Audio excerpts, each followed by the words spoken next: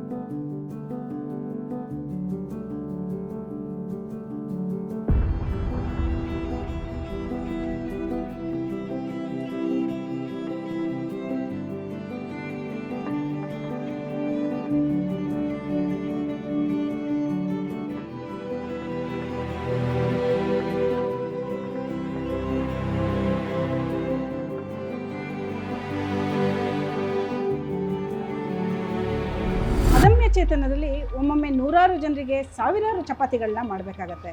ಹಾಗಾದರೆ ಚಪಾತಿ ಹೇಗೆ ಮಾಡ್ತಾರೆ? ಅಷ್ಟೊಂದು ಜನರಿಗೆ ಅಷ್ಟೊಂದು ಜನರನ್ನು ಇಟ್ಕೊಂಡು ಮಾಡೋಕ್ಕಾಗತ್ತಾ? ಅದಕ್ಕೋಸ್ಕರ ಇಲ್ಲಿರೋ ಏನಂತ ಸೌಲಭ್ಯಗಳಿದೆ, ಬನ್ನಿ ನೋಡೋಣ.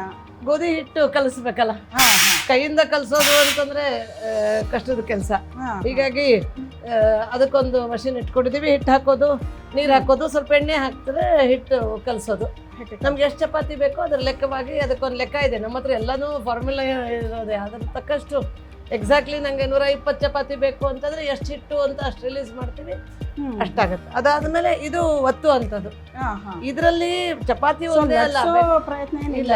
ಬೇಕಾದ್ರೆ ಒಬ್ಬಟ್ಟು ಮಾಡ್ಬೋದು. ಇದರಲ್ಲಿ ಒಬ್ಬಟ್ಟು ಮಾಡಿದ್ದೀವಿ. ಈಗ ನಾವು ಫೋಲ್ಡ್ ಮಾಡಿ ಇಡಬಹುದು ಅಂತಂದ್ರೆ ಬೇಕಾದ್ರೆ ಫೋಲ್ಡ್ ಮಾಡಿ ಇಡಬಹುದು. ಅಂದ್ರೆ ನಮ್ಮ ಉತ್ತರ ಕರ್ನಾಟಕದಲ್ಲಿ ಮಡಚಿ ಚಪಾತಿ ಮಾಡ್ತಾರಲ್ಲ, ಅದು ಮಾಡ್ಬೋದು. ಇದು ಪುಲ್ಕಾ ತರ, ಪುಲ್ಕಾ ಅಂತ ರೋಟಿ ಅಂತಾರಲ್ಲ ಉತ್ತರ ಭಾರತದಲ್ಲಿ, ಅದನ್ನು ಮಾಡ್ತಾರೆ. ಇಷ್ಟೇ. ಮತ್ತು ಸ್ವಲ್ಪ ಬಿಸಿನೂ ಆಗುತ್ತೆ, ತೆಗಿಬೋದು. ತೆಗೆದು ಒಂದು ಸಣ್ಣ ಕನ್ವೇಯರ್ ಬೆಲ್ಟ್ ಹಾಕಿದ್ದೀವಿ. ಜಾಗ ಚಿಕ್ಕದಿರೋದ್ರಿಂದ ಇದನ್ನು ಮಾಡಿದ್ದನ್ನೇ ಇಲ್ಲಿ ಕನ್ವೇಯರಲ್ಲಿ ಇಡ್ತಾರೆ. ನನಗೆ ಭಾಳಷ್ಟು ವರ್ಷ ದೊಡ್ಡ ಚಾಲೆಂಜ್ ಚಪಾತಿಗೆ ಮತ್ತು ಬೋಂಡಾಗೆ ಅಂತಂದರೆ ಕರಿಯೋದಕ್ಕೆ ಅಥವಾ ಚಪಾತಿ ಬೇಯಿಸೋದಕ್ಕೆ ಸರಿಯಾದ ಸಿಸ್ಟಮ್ ಮಾಡೋಕ್ಕಾಗಿರಲಿಲ್ಲ ನಮಗೆ. ಈಗ ಇತ್ತೀಚೆಗೆ ಅಂದರೆ ಒಂದೂವರೆ ವರ್ಷದ ಹಿಂದೆ CSR ಫಂಡಲ್ಲಿ ನಾವು ಈ ಚಪಾತಿ ಮಷೀನು ತೊಗೊಂಡ್ವಿ. ಅದಕ್ಕೆ ಮತ್ತು ಇದಕ್ಕೂ ತೆಂಗಿನ ಚಿಪ್ಪನ್ನೇ ಇಂಧನವಾಗಿ ಬಳಸಿ ಬ್ರಿಕೆಟ್ ಬಳಸ್ಬೋದು. ತೆಂಗಿನ ಚಿಪ್ಪು ಒಂದೊಂದ್ಸಲ ಖಾಲಿ ಆಗುತ್ತೆ ಅಂತ ಹೊತ್ತಲ್ಲಿ ಬ್ರಿಕೆಟ್ಸ್ ಬಳಸ್ತೀವಿ.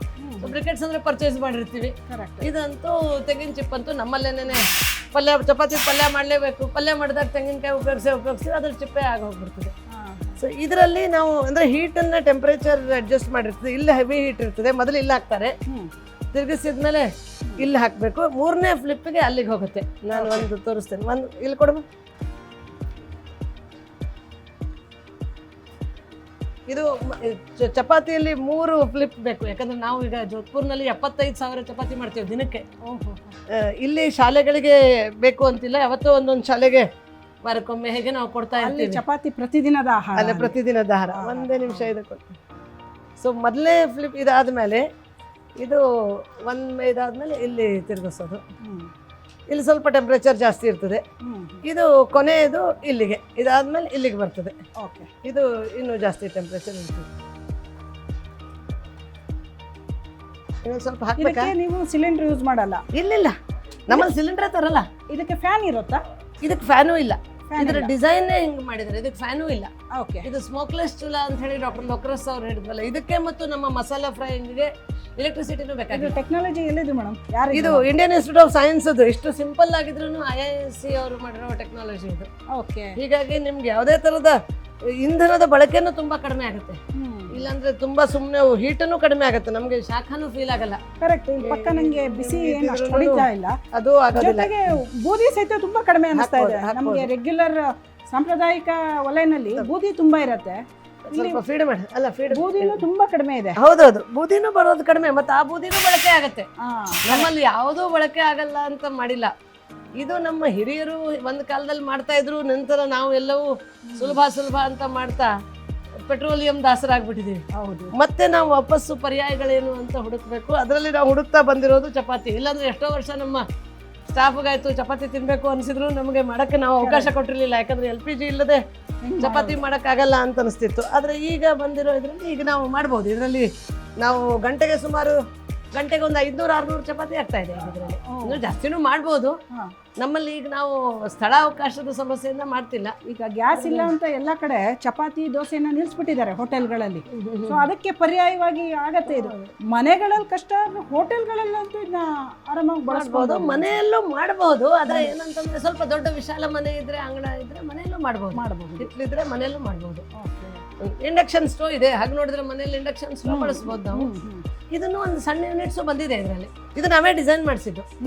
ಸೊ ಇದರಲ್ಲಿ ಸಣ್ಣದನ್ನು ಹೇಳಿ ಮಾಡಬಹುದು. ಎಲ್ಲದಕ್ಕೂ ಸ್ವಲ್ಪ ಸಮಯ ಮತ್ತು ಸಂಯಮ ಎರಡೂ ಇದ್ರೆ ಮಾಡಬಹುದು. ಏನ್ ಮಾಡ್ತೀರಾ ಮೇಡಮ್? ಬೂದಿ ನಾವು ಪಾತ್ರೆ ತೊಳೆಯಕ್ಕೆ ಉಪಯೋಗಿಸ್ತೀವಿ. ಜೊತೆ ಕಂಪೋಸ್ಟಿಂಗ್ ಏನ್ ನಮ್ಮಲ್ಲಿ ಹೊರಗಡೆ ಆಗುತ್ತೆ, ಕಂಪೋಸ್ಟಿಂಗ್ ಉಪಯೋಗಿಸ್ತೀವಿ. ಬೂದಿ ಅನುಕೂಲ ಆಗುತ್ತೆ. ಪಾತ್ರೆ ತೊಳೆಯಕ್ಕೂ ಜೊತೆ ಬ್ರಿಕೆಟ್ಸ್ ಮಾಡಕ್ಕೂ ಯೂಸ್ ಮಾಡಬಹುದಲ್ಲ. ಬ್ರಿಕೆಟ್ಸ್ ಇಲ್ಲ, ಬೂದಿನ ಬ್ರಿಕೆಟ್ಸ್ ಮಾಡಕ್ಕಾಗಲ್ಲ. ಯಾಕಂದ್ರೆ ಇದರಲ್ಲಿ ಕಂಬಷನ್ ಇರಲ್ಲ, ಈಗಾಗಲೇ ಸುಟ್ಟೋಗಿರೋದು. ಅದಕ್ಕೆ ಹಾಕೋದಿಲ್ಲ, ಇಟ್ಟಿಗೆ ಮಾಡ್ತಾರೆ. ಈಗ ನಾವು ಅಲ್ಲಿ ದೊಡ್ಡ ಬಾಯ್ಲರ್ ಇಂದ ಏನು ಬೂದಿ ಬರುತ್ತೆ ಅದರಿಂದ ಇಟ್ಟಿಗೆ ಮಾಡ್ತಾರೆ. ಫ್ಲೈ ಆಶ್ ಅಂತ ಕರೀತಾರೆ. ಫ್ಲೈ ಆಶ್ ಇಂದ ಅದು ಬ್ರಿಕ್ಸ್ ಮಾಡಕ್ ಹೋಗುತ್ತೆ. ಸೊ ಅದು ನಾವು ಕಳಿಸ್ಕೊಡ್ತೀವಿ, ನಮ್ಮ ದೊಡ್ಡ ಬೂದಿಯನ್ನು ಕಳಿಸ್ಕೊಡ್ತೀವಿ. ಇದು ನಮ್ಗೆ ಭಾಳ ಚೆನ್ನಾಗಿದೆ. ಇದು ಪಾತ್ರೆ ತೊಳೆಯೋಕ್ಕಂತೂ ತುಂಬ ಚೆನ್ನಾಗಾಗುತ್ತೆ. ಸ್ವಲ್ಪ ಗಿಡಗಳಿಗೂ ಹಾಕ್ಬೋದು. ಅಂತೂ ನಿಮ್ಮ ಅಡುಗೆ ಮನೆ ನಿಜಕ್ಕೂ ನೋಡೋಕೆ ಖುಷಿ ಆಗ್ತಾ ಇದೆ ನನಗೆ.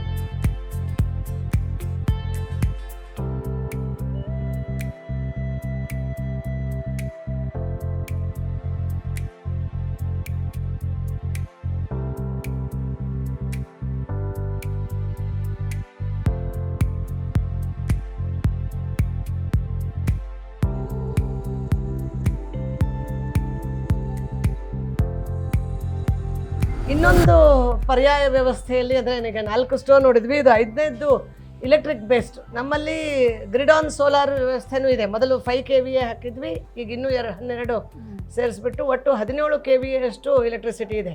ಹೀಗಾಗಿ ನಾವು ಉಪಯೋಗಿಸ್ತಿರೋ ಎಲೆಕ್ಟ್ರಿಸಿಟಿಯು ಸೋಲಾರ್ ಬೇಸ್ಡ್ ಇರೋದ್ರಿಂದ ಅಲ್ಲಿನೂ ಪಳೆಯುಳಿಕೆ ಇಂಧನ ಇಲ್ಲ, ಪೆಟ್ರೋಲಿಯಂ ಇಂಧನ ಇಲ್ಲ. ಈ ಇಂಡಕ್ಷನ್ ಸ್ಟೋವ್ ನಮ್ಮ ಒಬ್ಬ ಪರಿಚಿತರೇ ಡಿಸೈನ್ ಮಾಡಿಕೊಟ್ಟಿದ್ದಾರೆ. ಸಾಮಾನ್ಯವಾಗಿ ಚಿಕ್ಕದಿರುತ್ತೆ ಮನೆಯಲ್ಲಿ, ಇದು ದೊಡ್ಡ ಸೈಜಿಂದಿದೆ. ಅದಕ್ಕೊಂದು ಪಾತ್ರೆನೂ ನಾವು ಅದಕ್ಕೆ ಡಿಸೈನ್ ಮಾಡಿದ್ವಿ. ಇದರಲ್ಲೂ ನೀರು ಬೇಯಿಸ್ಕೋಬೋದು. ಹಾಲು ಕಾಯಿಸೋದಕ್ಕೆ ಸಾಮಾನ್ಯವಾಗಿ ನಾವು ಇದನ್ನು ಬೆಳೆಸ್ಕೊಳ್ತೀವಿ. ಹಾಲು, ಚಹಾ, ಕಾಫಿ ಆ ಥರದ ವಿಷಯಕ್ಕೆ ಇದು ತಕ್ಷಣ ಆನ್ ಮಾಡೋದು, ಸ್ವಿಚ್ ಆನ್ ಮಾಡುತ್ತೆ, ಬಿಸಿ ಆಗುತ್ತೆ. ಎಲೆಕ್ಟ್ರಿಕ್. ಬಟ್ ಈ ಎಲೆಕ್ಟ್ರಿಸಿಟಿ ಬಗ್ಗೆನೂ ನಾವು ಯೋಚನೆ ಮಾಡಿದ್ವಿ. ಯಾಕಂದ್ರೆ 70% ಎಲೆಕ್ಟ್ರಿಕ್ಕು ಇವತ್ತು ಪಳೆಯುಳಿಕೆ ಆಧಾರದ್ದೇನೆ, ಮತ್ತೆ ಕೋಲ್ ಬೇಸ್ಡೇ ಇದೆ, ಥರ್ಮಲ್ ಪವರ್. ಅದಕ್ಕೆ ನಾವು ಸೋಲಾರ್ ಹಾಕಿದ ಮೇಲೆ ಇದನ್ನು ತಂದಿದ್ದು. ಸೊ ಈಗ ನಾವು ಸೋಲಾರಿಂದನೇ ಎಲೆಕ್ಟ್ರಿಸಿಟಿ ಬರ್ತದೆ, ಅದರಿಂದನೇ ಇದು ಒಳ್ಳೆಯ. ಇದು ಬಯೋಮಾಸ್ ಸ್ಟೋವ್ ಅಂಥೇಳಿ ನಾವು 2009ಕ್ಕೆ ಮೊದಲನೇ ಸ್ಟೋವ್ ತೊಗೊಂಡಿದ್ದು. ಇದರಲ್ಲಿ ಬೇಸಿಕಲಿ ಪೆಲೆಟ್ಸ್ ಅಂತ ಯೂಸ್ ಮಾಡ್ಬೋದು.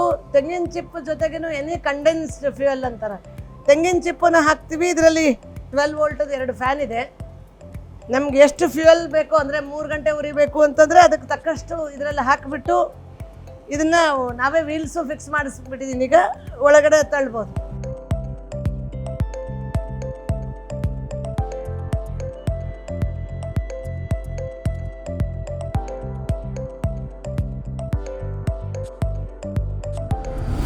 ಒಂದೊಂದ್ಸಲ ಹುರಿಯುವಾಗ ಹೊತ್ತುತ್ತೆ.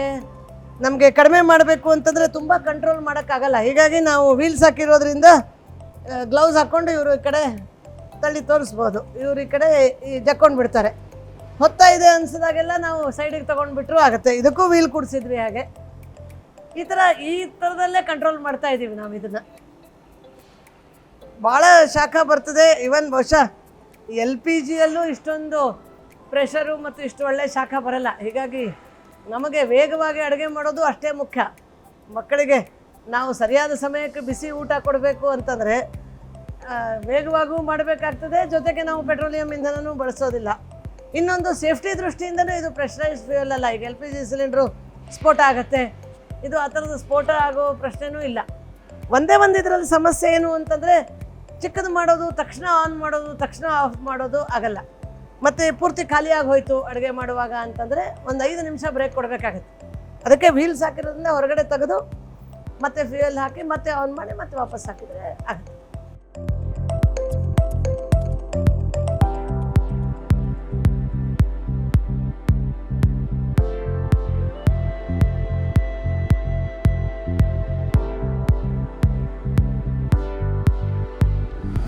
ನಾವು ಬ್ರಿಕೆಟ್ ಬಾಯ್ಲರ್ ಒಂದು ಸ್ಟೀಮ್ ತಯಾರಿಕೆಗೆ, ಇನ್ನೊಂದು ಬಯೋಮಾಸ್ಟು, ಅದಕ್ಕೆ ನಾವು ತೆಂಗಿನ ಚಿಪ್ಪು ಪೆಲೆಟ್ಸ್ ಯೂಸ್ ಮಾಡ್ತೀವಿ.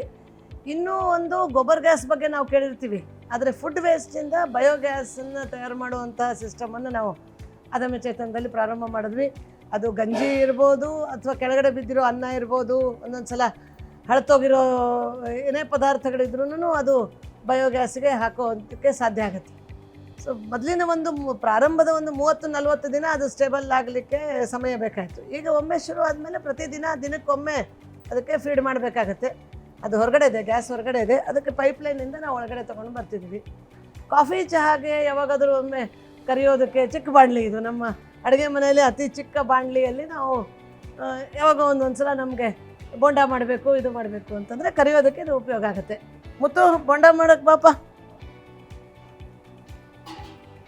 ನಾವು ಇದರಲ್ಲಿ ನೋಡೋರಿಗೆ ಅನಿಸುತ್ತೆ ಫ್ಲೇಮ್ ಕಾಣಿಸಲ್ಲ, ಆದರೆ ಇಟ್ಸ್ ಅ ಸೇಫ್ ಫ್ಲೇಮ್. ನೀವು ಬಣ್ಣ ನೋಡ್ಬೋದು ಫ್ಲೇಮದ್ದು, ನೀಲಿ ಬಣ್ಣ ಇರ್ತದೆ. ಇದರಲ್ಲಿ ಪ್ರೆಷರ್ ಇಲ್ಲದೆ ಇರೋದ್ರಿಂದ ಸೇಫ್ ಇದು. ಇನ್ಕೇಸ್ ಸ್ವಲ್ಪ ಲೀಕೇಜ್ ಆದ್ರೂ ಗ್ಯಾಸ್ ಥರ ಇದೇನೂ ಆಗಲ್ಲ, ಆರೋಗ್ಯಕ್ಕೇನೂ ತೊಂದರೆ ಆಗಲ್ಲ. ಅದಮ್ಯ ಚೇತನರ ಅಡುಗೆ ಮನೆಯಲ್ಲಿ ಪೆಟ್ರೋಲಿಯಂ ಪ್ರಾಡಕ್ಟ್ ಬಳಸಬಹುದಾದ ಇಂಧನಗಳನ್ನು ಮತ್ತು ಬೇರೆ ಬೇರೆ ವೈವಿಧ್ಯಮಯ ಪರ್ಯಾಯ ಇಂಧನವನ್ನು ಬಳಸಿಕೊಂಡು 3-4 ಬೇರೆ ಬೇರೆ ಥರದ ಅಡುಗೆಗಳನ್ನು ಮಾಡೋ ರೀತಿ ಇಲ್ಲಿಯ ಒಲೆಯನ್ನು, ಇಲ್ಲಿಯ ಅಡುಗೆ ಮನೆಯನ್ನು ರಚಿಸಲಾಗಿದೆ.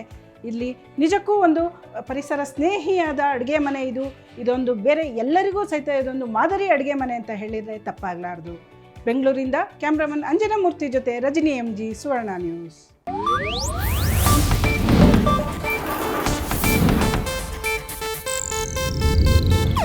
ಇದು ಏಷ್ಯಾನೆಟ್ ನ್ಯೂಸ್ ನೆಟ್ವರ್ಕ್ ಪ್ರಸ್ತುತಿ.